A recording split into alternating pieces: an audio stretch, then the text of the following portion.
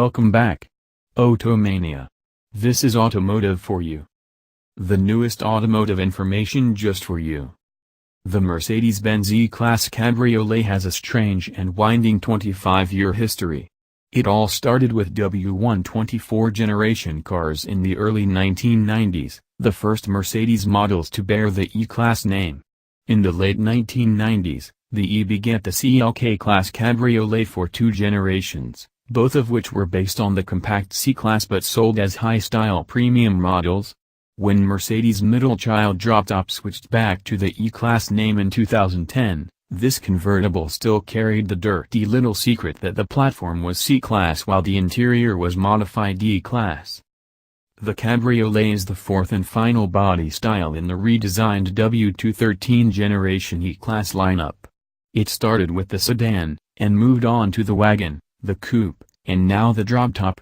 Closely related to the coupe, the Cabriolet shares that 2 doors 113.1-inch wheelbase and 190-inch overall length. Those numbers are 4.4 and 4.8 inches longer than those of the outgoing car, and it is 2.9 inches wider, too. The extra length has the greatest effect on interior space. The rear seat gains an amazing 3.9 inches of leg room, and all seating positions add shoulder room as well. With the top chopped and a bigger cabin area to cover, it was important to reinforce the E-Class Cabriolet's structure. Mercedes added an X brace to the front of the underbody and a Y brace to the rear. More substantial rocker channels are the gift the convertible gave to the coupe. Additional sheet metal was added in the rear fender area over the wheel wells. That's not the end of the structural story. The E-Class Cabriolet's unibody uses a combination of high-strength steel and aluminum to optimize both weight savings and strength. The wheel wells, hood, trunk, and fenders are all aluminum. The E400 features Mercedes twin-turbocharged 3.0-liter V6, here spinning out a silky 329 horsepower and 354 pound-feet of torque. It sends its thrust through a smooth shifting 9-speed automatic transmission to either the rear wheels or all 4 via Mercedes' 4MATIC all-wheel drive system. A steel spring suspension is standard. The E-Cab sits 0.6 inch lower than the sedan. Mercedes makes a multi-chamber air suspension, 2 chambers up front, 3 in the back, available as well. It comes with electronically controlled dampers, and it can firm up the suspension to reduce body lean or soften it for greater comfort. Both of the cars I tested had the air suspension, as well as the optional 20-inch wheels and an AMG line package with AMG body styling, a sports steering wheel, a black headliner, and aluminum pedals. A standard dynamic select system adjusts the dampers, air suspension, throttle, start, stop function, and shift points.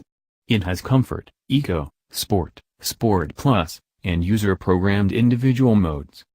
The E-Class isn't the car it used to be. That's both good and bad, depending on your perspective. Mercedes has injected a bit of sportiness into what has traditionally been a decidedly luxury-oriented car, and that's where the effort to strengthen the chassis has paid off. While this car feels solid with the top down, its sheer size means it still has some cowl shake over broken pavement.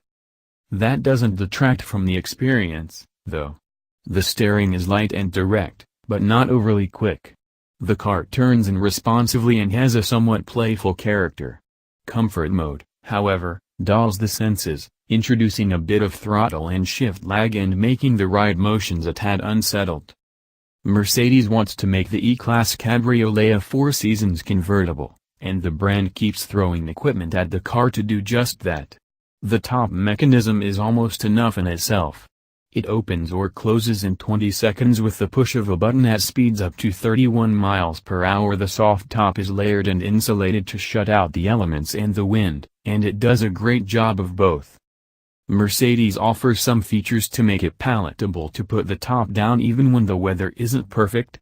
The air scarf neck level heating system warms the cabin with the top down in cooler temperatures, and the air cap system routes wind over the car to reduce interior wind turbulence and allow normal conversation.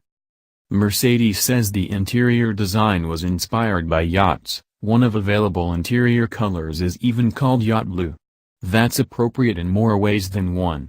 The driver's seating position is notably low and boat-like.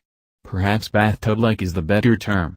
The high beltline makes it hard to see to the corners, especially for smaller drivers, and that's not helped by the driver's seat, which could raise a bit higher. Back seat passengers will be almost as comfortable as those up front.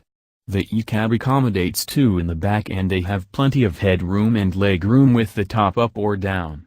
In fact, the E-Cab has more rear legroom than the larger S-Class Cabriolet. Interior materials are of the highest quality and the design is stunning.